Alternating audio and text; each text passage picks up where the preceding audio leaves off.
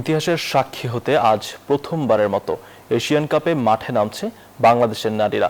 West সিডনির কমব্যাংক স্টেডিয়ামে তাদের প্রতিপক্ষ ৯ বারের চ্যাম্পিয়ন চীন। তবে মাঠে ছেড়ে কথা বলতে নারাজ অধিনায়ক আফিদা। অন্যদিকে চায়নার কোচ অধিনায়ক কোনোভাবেই খাটো করে দেখছেন না বাংলাদেশকে। অস্ট্রেলিয়া থেকে সুখন সরকারের রিপোর্টে থাকছে বিস্তারিত। একদিকে ৯ বারের চ্যাম্পিয়ন চীন, অন্যদিকে দেশের ফুটবল ইতিহাসে এশিয়ার শ্রেষ্ঠত্বের লড়াইয়ে প্রথম বাংলাদেশ। কাগজে কলমে ও মাঠের বাস্তবতায় চীন এগিয়ে বহুগুণে, তবুও মাঠের ফুটবলে লড়াইটা জমিয়ে তুলতে চায় বাংলাদেশ। যুক্তরাষ্ট্রের ১ নম্বর জিম চেইন গোল্ড জিম এখন আবারও বাংলাদেশে। বসুন্ধরা আবাসিক এলাকা ও বসুন্ধরা সিটি শপিং মলে। এশিয়ার সেরাদের সাথে লড়াইয়ে নামার আগে যে প্রস্তুতিটা নিয়েছে পিটার বাটলারের দল, তা দিয়েই চীনকে রুখে দিতে চান টাইগার্স অধিনায়ক আফিদা খন্দকার। আমাদের প্রতিপক্ষ হচ্ছে চায়না, নর্থ কোরিয়া, উজবেকিস্তান। তারা অনেক শক্তিশালী টিম। আমরা ওদের সাথে যেভাবে খেলবো, কোচ আমাদেরকে ওভাবেই খেলতে বলবে। তো আমরা চেষ্টা করবো যেন ভালো কিছু করতে পারি।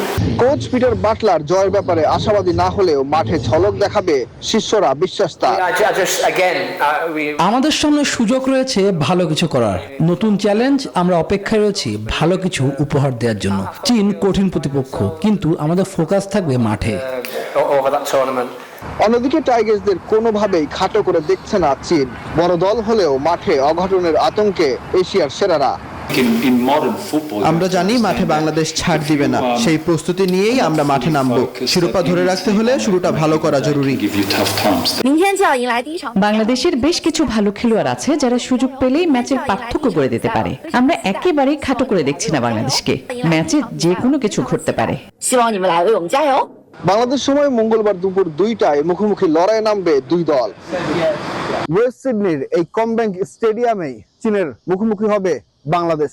প্রতিপক্ষ যতই শক্তিশালী হোক না কেন, মাঠে ছাড় দিবে না আফ্রিদা খন্দকারের দল। সুখন সরকার, নিউজ 24, সিডনি, অস্ট্রেলিয়া।